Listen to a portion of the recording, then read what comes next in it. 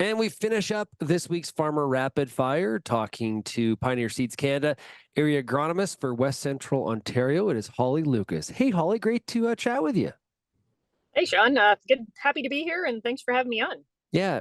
So, what have you been up to this winter? It's been a weird winter, kind of strange. We heard that from our farmers here today. It doesn't matter where they are in the country, and for sure from Brandon and Mark, who are farmers that joined us this week. Both commented on kind of been an odd winter. It feels like it's going to be a bit of an early spring.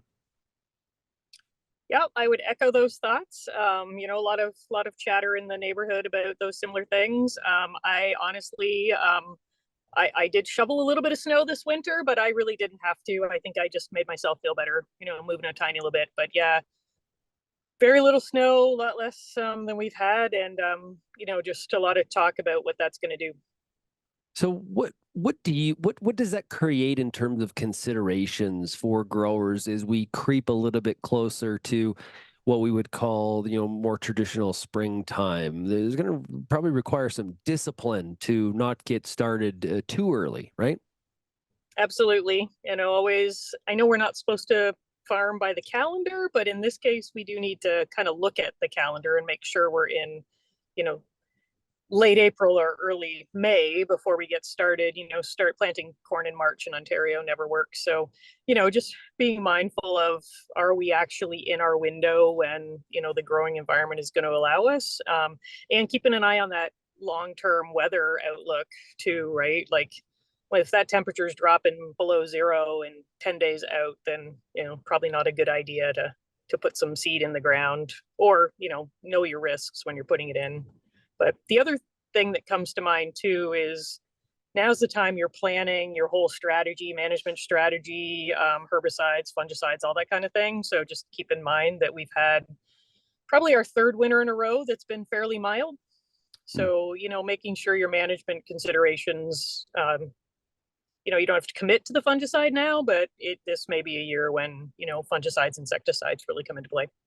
Well, and you were commenting earlier during the commercial break about, one of the things with it being kind of unseasonably warm, different than we would normally see, some concern about, maybe some of the impacts it's having on that Ontario winter wheat crop.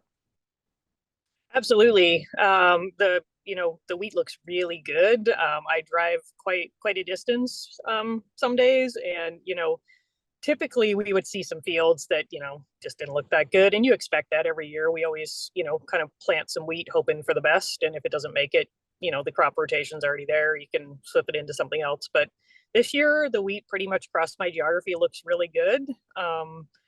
But we sit here, it's, what is it, the last week of March. We've got a substantial period to get through before that wheat's really going to start growing, and growing the roots and encountering nutrients in the soil. So just keeping an eye on it. I haven't seen too much turning yellow yet, but the possibility of it going yellow and then purple, and just understanding that the leaves that are on the plant right now are not the ones that are going to pack on weight in those kernels. So we can sacrifice some leaves now, knowing that it's going to put out its flag leaf, in a timely manner. Yeah, and when should you kind of be making those evaluations? When's the ideal time? Probably within the next, what do we speak March, and like the next month. There's no point going out now and making an evaluation, because things could happen in the next 2 weeks that are out of your control, right? You don't want to press the button to put fertilizer down too early. I have had some fertilizer go out on some wheat already that is probably a bit early, and you're probably going to lose some. So just making good management decisions. Hmm. Jumping back to corn and, the discussion about, how early is too early and things like that. Need to keep those average frost dates in kind of top of mind, and they're going to be different depending on where you are. Like where you are in your geography, that's different than if you're in the deep south, right? So, but there's weather can change, and as nice it is today, it doesn't mean that we're out of the frost window. Absolutely. I cover kind of up to Georgian Bay, so we've definitely got a pocket up there that can see a frost in May, late May. So just kind of being aware of those times and making sure you're not getting that crop in the ground too early, is definitely a thing to remember. Yeah. So I guess this year we kind of have to farm by the calendar, but still but watch the weather. yeah, but it's corn, that consideration with corn is the same for Western growers when it comes to canola, right? Yep. Is the touch of frost in that canola can just be brutal. And then you're setting that crop back potentially with that touch of frost. And then the flea beetles go nuts and bonkers and have tons of feed on as that crop is stalled out. So in some ways it's kind of it's the same sort of consideration and thing that you gotta definitely think about. And I'm sure a lot of your colleagues at Pioneer are talking to growers about that in Western Canada as well. So as the growing season approaches, you looking forward to this? Is when you get out in the field and you get outside, we're out of the meeting room, and you finally get out to see some fresh air and stuff like that, and see some crops growing. You looking forward to it?